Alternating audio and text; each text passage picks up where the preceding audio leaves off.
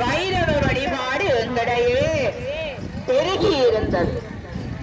அங்கே லோகத்தினாலே சூழ வடிவிலே ஒம்பெருமானை வைத்து அங்கே வழிபாடு ஆட்டி அங்கே காலத்திற்கு ஏற்ப கிரீஸ்தவர்கள் வந்த வேளையே அதை சிலுவையாக நினைத்து வழிபட என்ற தன்மையிலே அவர்கள் அதை காணாது சென்ற நிலையையும் நாங்கள் காண்கின்றோம். அவ்வளவு பழம்பெருமை வாய்ந்த அந்த நேரத்திலேதான் இந்த ஆலயம் இந்த அகந்தை கொண்டவர்கள் அழிவார்கள் என்பதற்கு எங்களுடைய புராண கதைகளிலே நாங்கள் பார்க்கின்றோம். அகந்தை கொண்டவர்கள் எப்பொழுதுமே முன் வருவது கிடையாது. அந்த அகந்தை நான் என்ற ஆணவம் அவர்களிடம் இருந்து நீங்க வேண்டும்.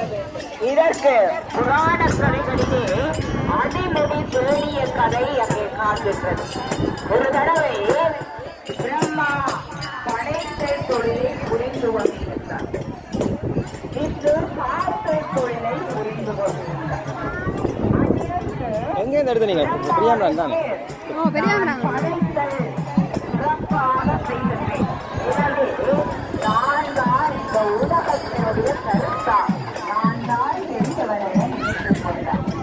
அது மட்டுமல்ல, அந்த படைத்தலை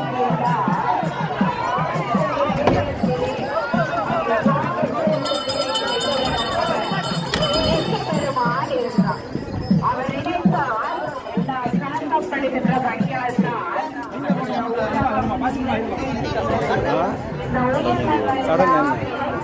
சடனாக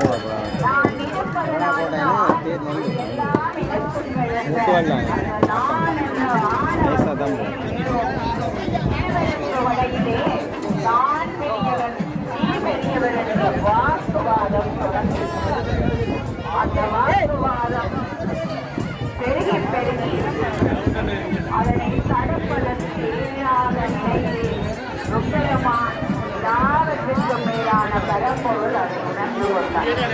இருவருக்கும் இடையே ஒரு ஜோதி மூலம் வைத்து